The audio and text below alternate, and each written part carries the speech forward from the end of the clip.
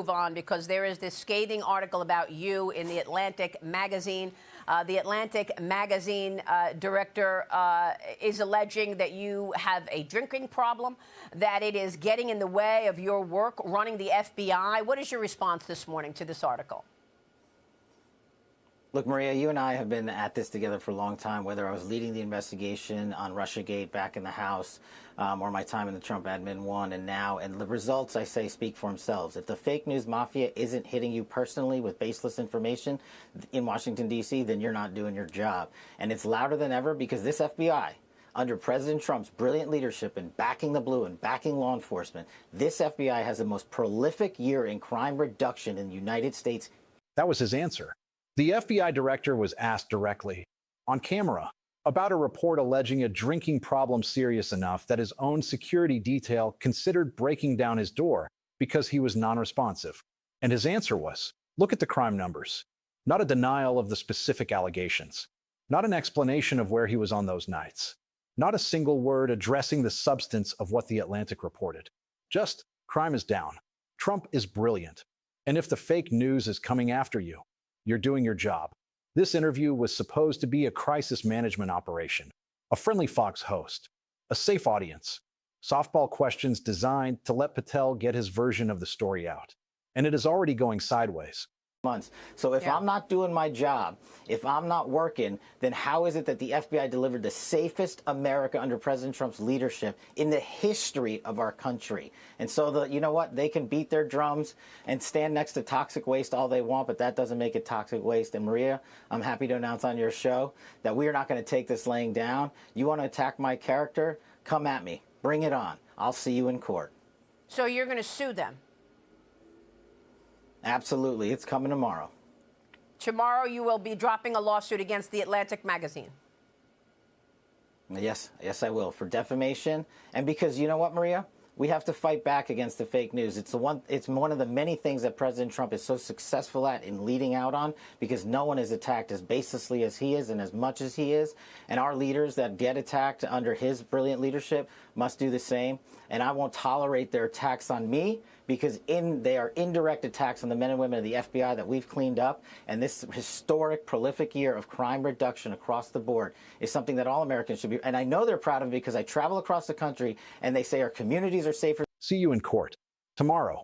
The FBI director just announced a defamation lawsuit against The Atlantic on a Fox News interview the morning after the story broke.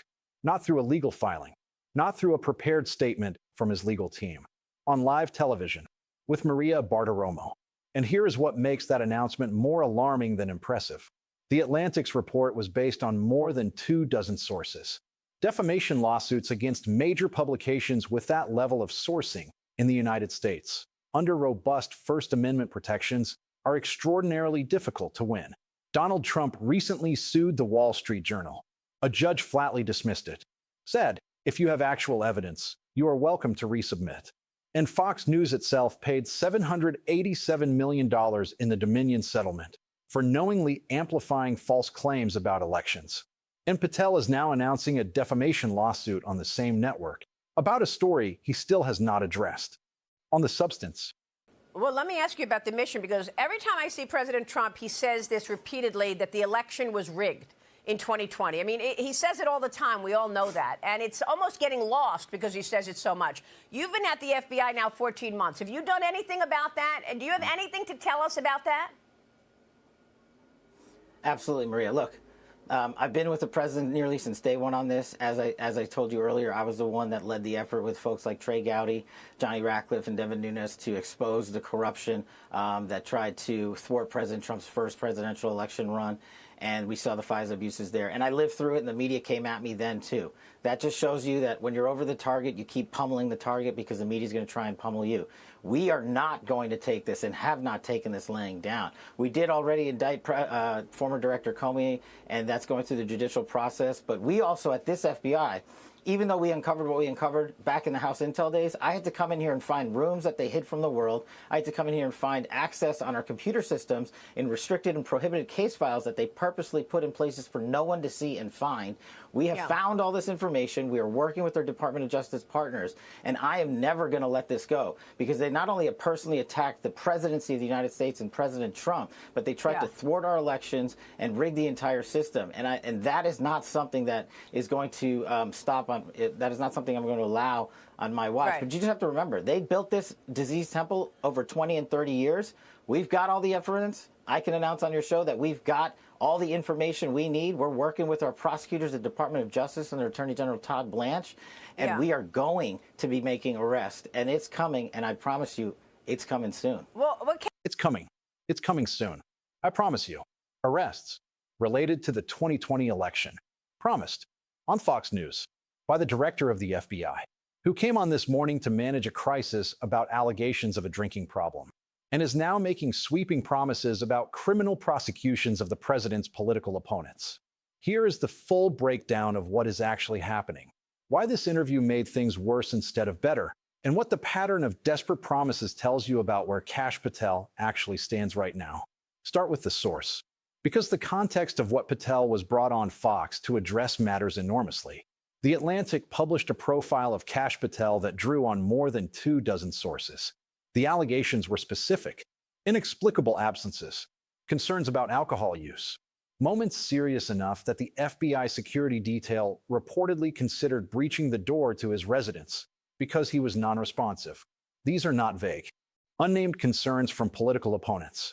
This is a documented, sourced, published account from a major publication, describing a pattern of behavior at the highest levels of American law enforcement.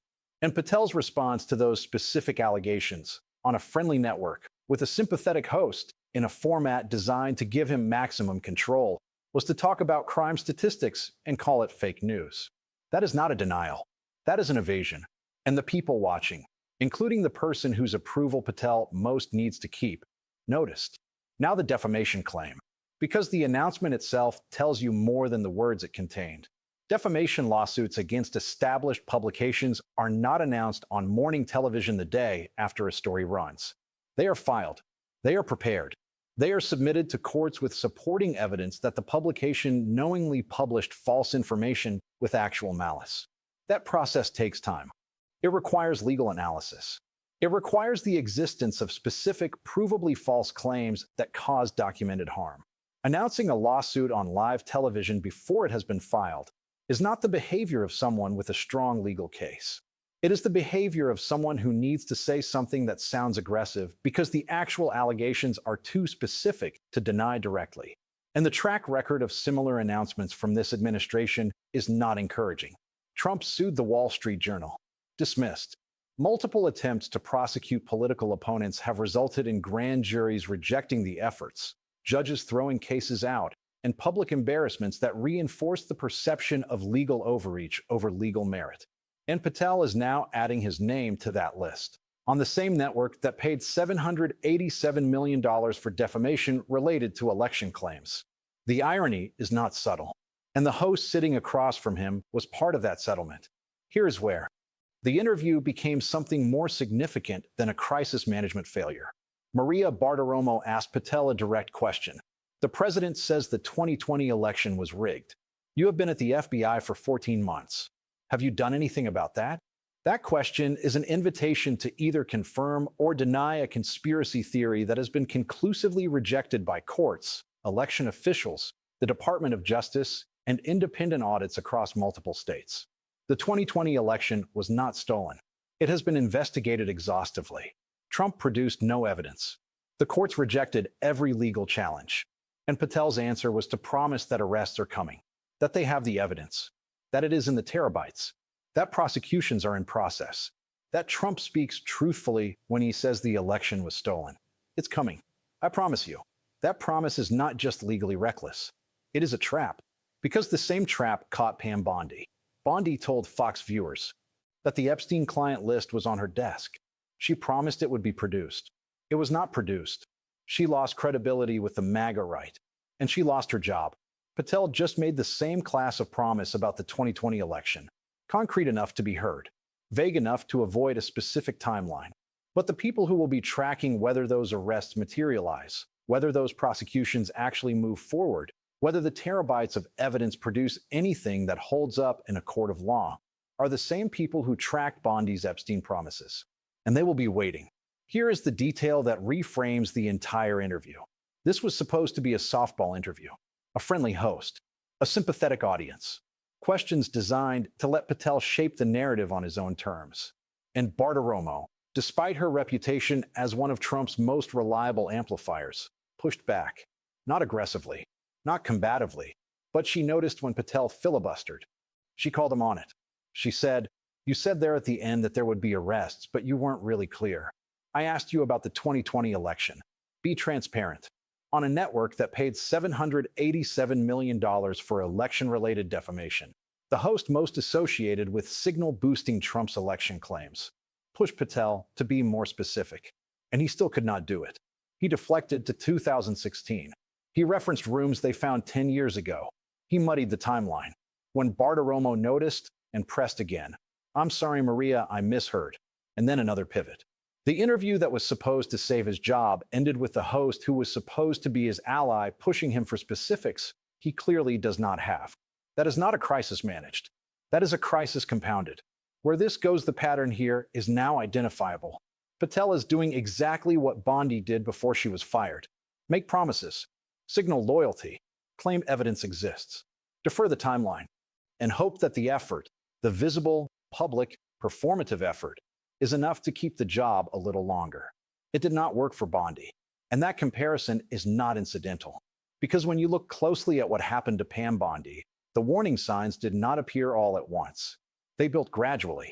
First came the confident interviews, strong language, clear assurances, the suggestion that major developments were already underway behind the scenes.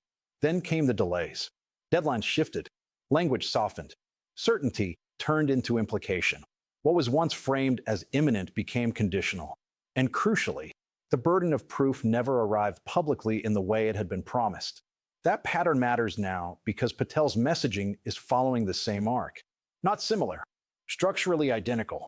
He is not just saying something will happen. He is anchoring his credibility to the idea that something big is already in motion, that evidence exists, that consequences are coming, that action is inevitable. But here's the problem. When officials make claims at that level, claims involving arrests, lawsuits, and massive volumes of evidence, they create a measurable expectation. Not political, not rhetorical, procedural. Because in law enforcement, timelines matter. Filings exist or they don't. Arrests are made or they aren't. Charges are brought or they are not. There is no middle category where something is both imminent and indefinitely delayed. And that is where the risk begins to compound. Because once those expectations are set publicly, especially on a platform like Fox News, they don't stay contained to that moment.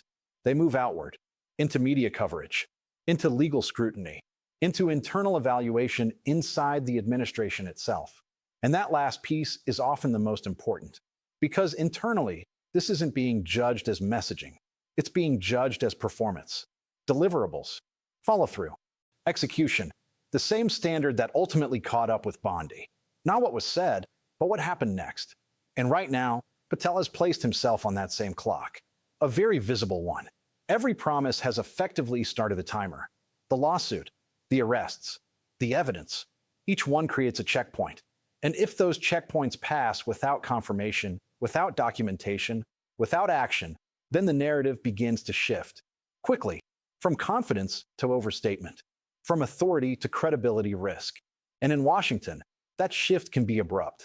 Because the same visibility that amplifies a promise also accelerates the consequences when that promise doesn't materialize. Which is why this moment is more fragile than it appears. Not because of opposition attacks, not because of media framing, but because the timeline has already started. And unlike messaging, timelines don't respond to spin. They respond to results. The reports say Trump is not just considering firing Patel. They are already talking about his replacement. And the interview that was supposed to demonstrate competence, credibility, and control produced a lawsuit announcement before a lawsuit was filed, promises of arrests with no timeline, deflections instead of denials, and a moment where even the friendly host asked him to be more specific. That is the state of the FBI director this morning, and the terabytes of evidence he promised, the arrests that are coming, the defamation lawsuit due tomorrow will all be worth watching. Because promises made on Fox News do not disappear. They get checked, and the checking is already underway. Subscribe for sharp, clear analysis of every development as this story unfolds, because the gap between what was promised on that interview and what actually materializes is the story that comes next.